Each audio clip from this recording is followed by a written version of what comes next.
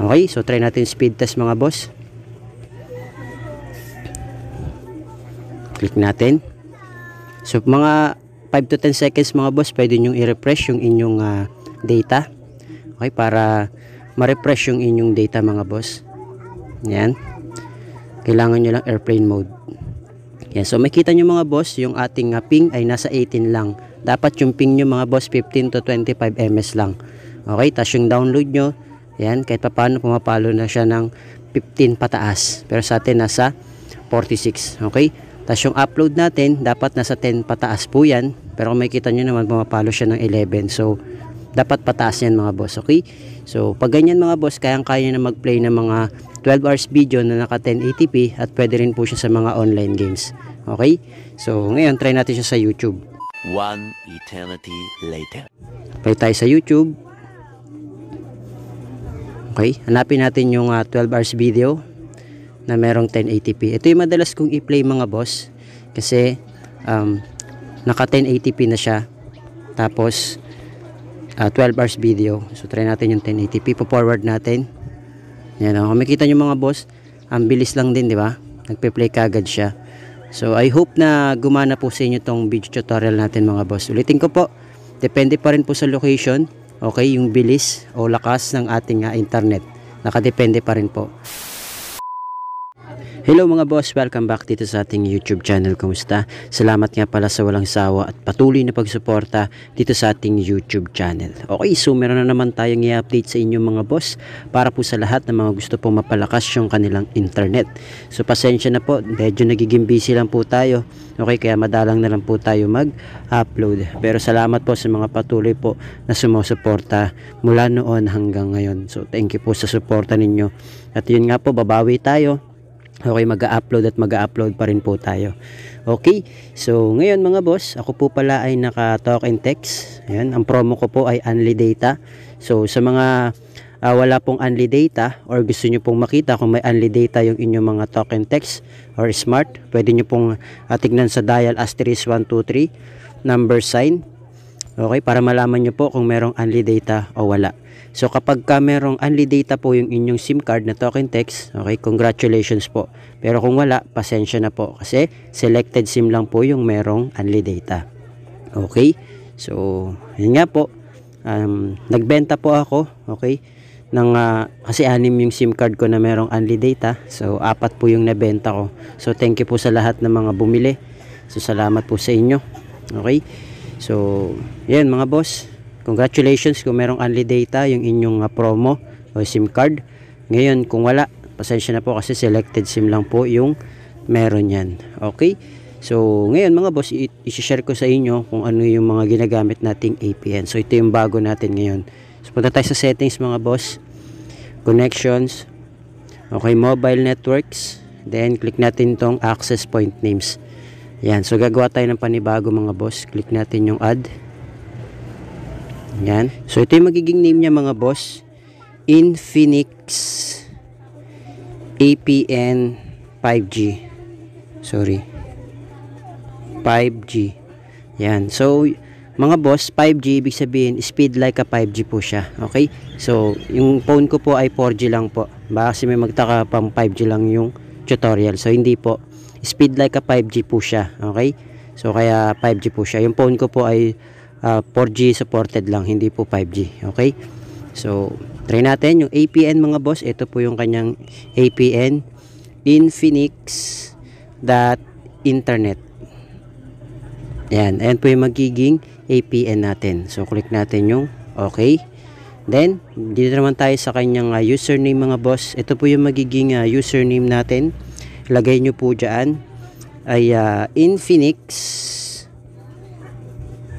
APN 5G 2024. Yan, Infinix APN 5G 2024. Click natin yung okay. Tapos yung password naman niya mga boss, ito po. So lagay nyo po dyan Infinix APN. Yan lang po lalagay nyo mga boss, Infinix APN. Click natin yung okay.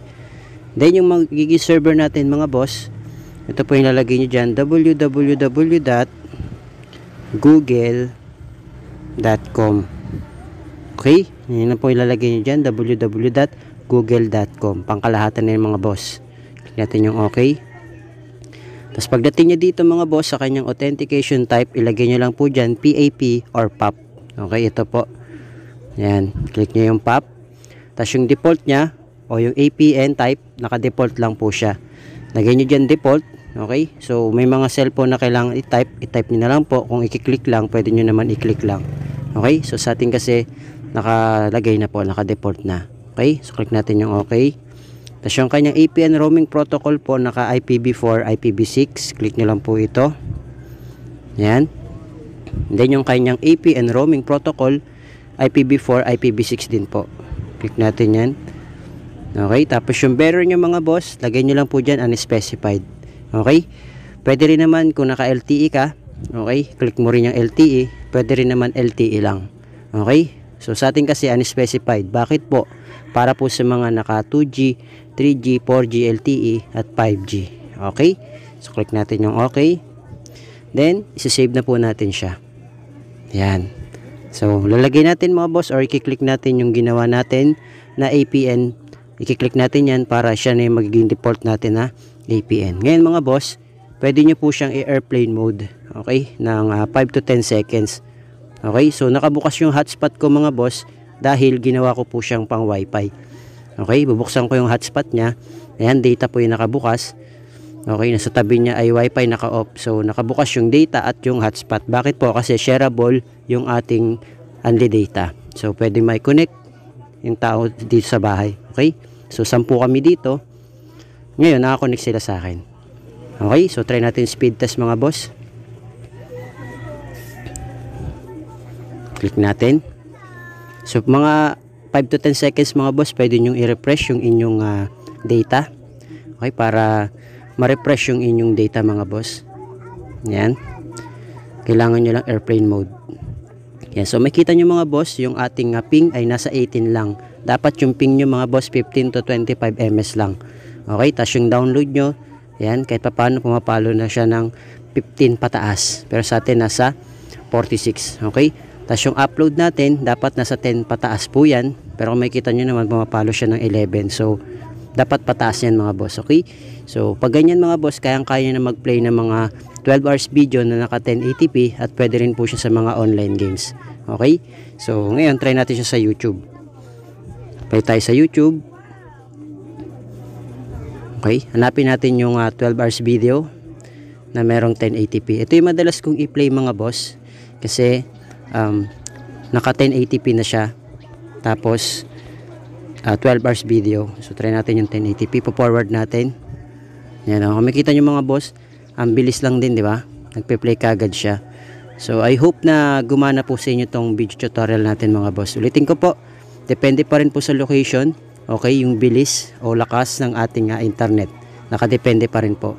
Ngayon, katulad sa amin dito sa Las Piñas, malakas naman po yung aming internet signal. Kaya kung makikita nyo po, mabilis din po yung ating setup. Okay? O mabilis din yung ating internet. So, nakadepende pa rin po. Ha? Depende pa rin po yun sa area. Okay? So, I hope na gumana po sa inyo tong video tutorial natin mga boss. Feedback po kayo kung working po sa inyo or hindi itong video tutorial. So, yun lang mga boss. Maraming salamat. Update na lang po kayo kung ano pa yung mga pwede nating gawa ng video tutorial. Okay? So, yun lang mga boss. Maraming salamat. Thank you, God bless. See you on my next video.